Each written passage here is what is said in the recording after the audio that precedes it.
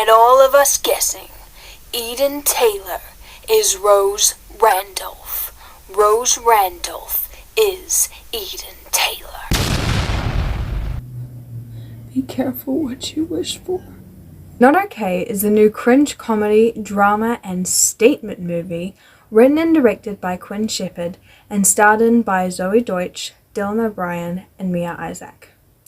This review is a mix of mind vomit from my first viewing and kind of finessing the details on my second-ish viewing. So here we go. First off, the TikTok marketing. I learned about this movie through Reese, better known as Guy with the Movie Camera. Reese has already made a name for himself in the film industry, going from being a PA on The Marvelous Mrs. Maisel to a content capturer on Not Okay. Andrew Garfield even knows his name.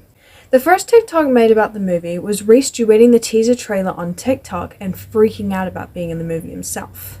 An intelligent way to present the movie to his viewers. Instead of it just being a movie he's interested in, he's in it, immediately piquing their interest. Now, apart from Reese, let's talk about the trailer itself. One of the first things that comes to mind is that this movie shouldn't be called Not Okay, although that is a very fitting title. It should be called Not Afraid. Why? Because in less than a second into the trailer, we get a subtle dig at people who only want to see submissive and likable female protagonists, which has been milked dry by the industry. The trailer is ambiguous, giving away enough to be attention-grabbing and exciting, but also not simply giving the whole plot to us on a silver platter. Quick side note, there was a time not too long ago where every trailer just gave us the whole plot, something that I'm slowly starting to see disappear with this trailer and the Don't Worry Darling trailer, a movie starring Florence Pugh. Both are interesting, unique, and short, which is good for my generation and our short attention spans. Thanks a lot, TikTok. Speaking of TikTok and its relevancy to my generation, this movie has references that make sense in this day and age, but it's not so much that it's stale and so 2022, too early. At least not like a TikTok song involving the alphabet or a nursery rhyme. The following TikToks posted by Reese were behind-the-scenes content, which is surprisingly lacking these days, and funny videos of Dylan O'Brien in character and being mean to Reese. Although I'm sure he's not the only one behind the push for social media marketing, he is one of the loudest voices, and it's so smart to infiltrate a short-form entertainment outlet with a feature-length movie. The thing with Gen Z is that if you entice us with something short, we'll stick around for the rest. We're immediately met with a warning for the run-of-the-mill drug use, sex, and the unlikable female protagonist.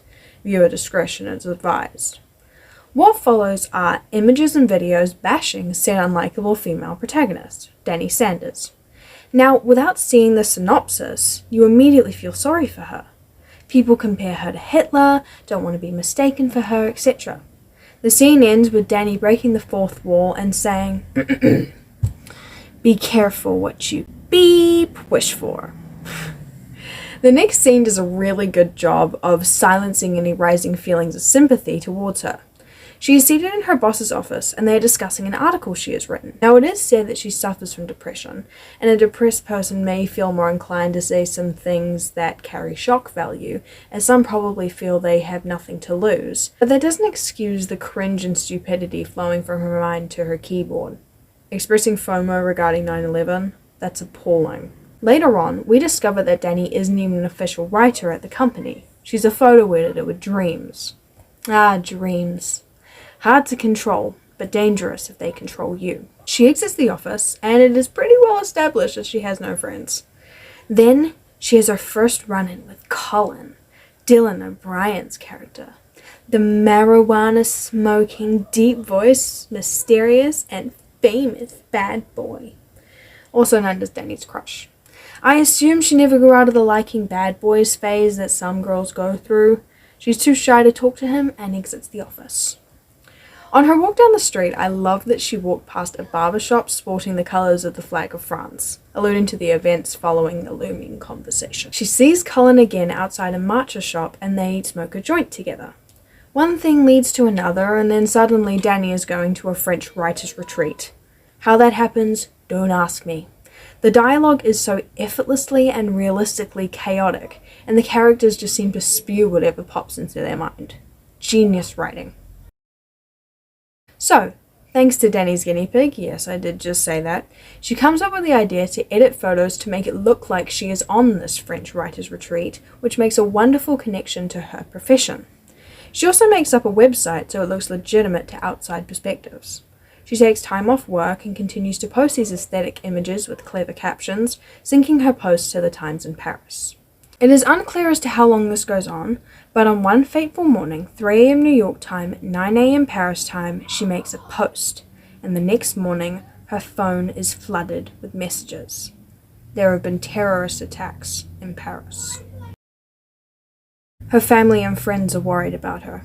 This is salvageable. This is still salvageable.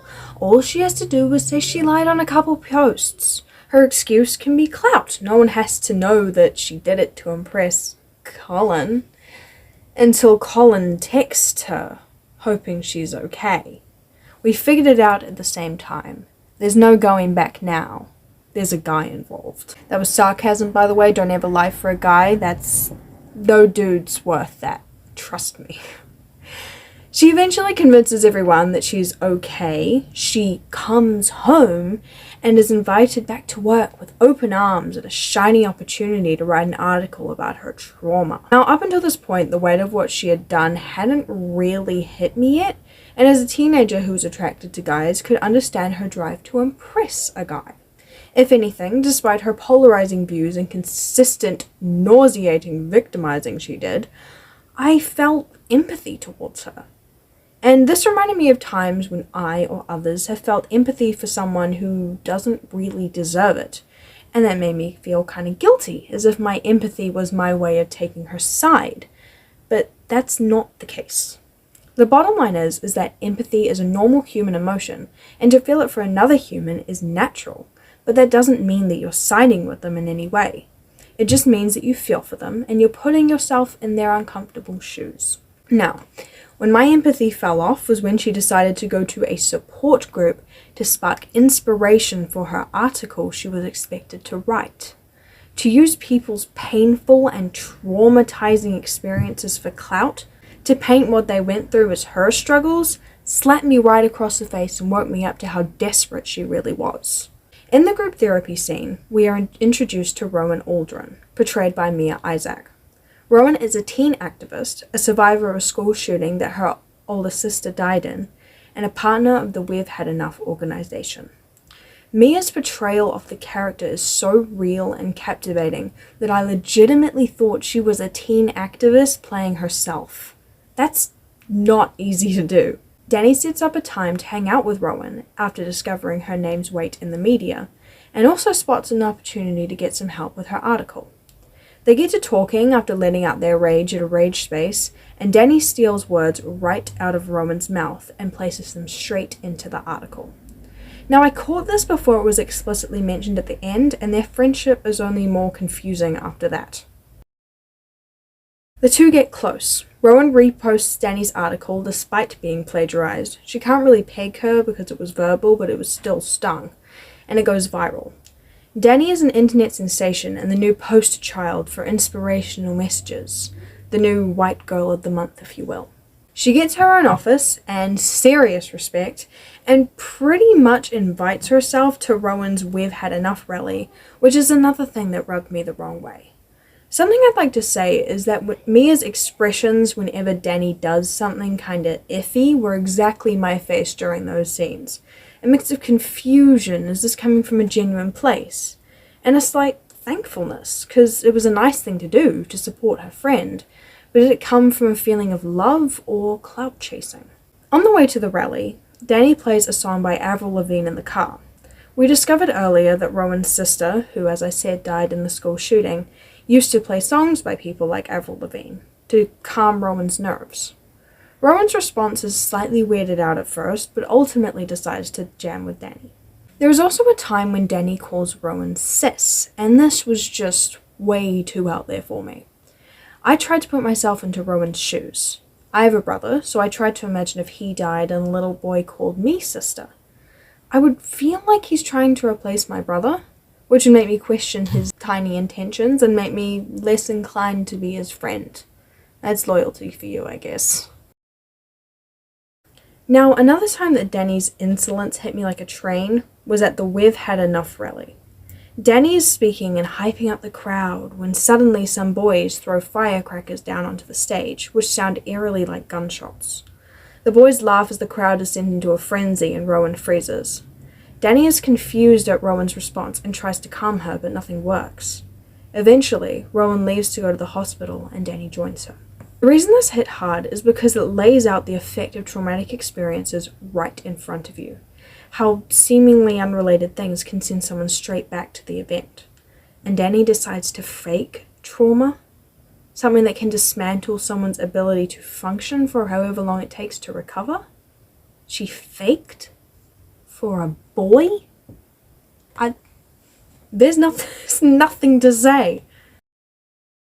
Now, something I haven't mentioned is that throughout the movie, Danny has been hallucinating a hooded figure, who is also a suspect for the terror attacks in France, which she also includes in her explanation of what she saw the morning of the attack, which makes me think she might have a bit of a hero complex. She's also hearing whispers of numbers in French, along with flashing lights. Now, at first this confused me until it finally culminated in a dream. The numbers are counting down in French from 10 to 1. Danny walks through a door which leads outside and in front of the Eiffel Tower. Rowan is there, and so is the hooded figure, and the hooded figure is going after Rowan. Danny runs towards them, yelling out for Rowan. She makes the hooded figure turn around, and who's the face of the person? Her. The French counting was counting down until she faced herself, faced what she had done, the flashing lights reminding her that when she is found out, as all people are, the lights will go out on her career. And what happens in the next scene? One of her colleagues, Harper, shows up at her apartment with proof that she has been lying. Harper gives her two options: expose herself by Monday, or Harper will. Now, props to Harper.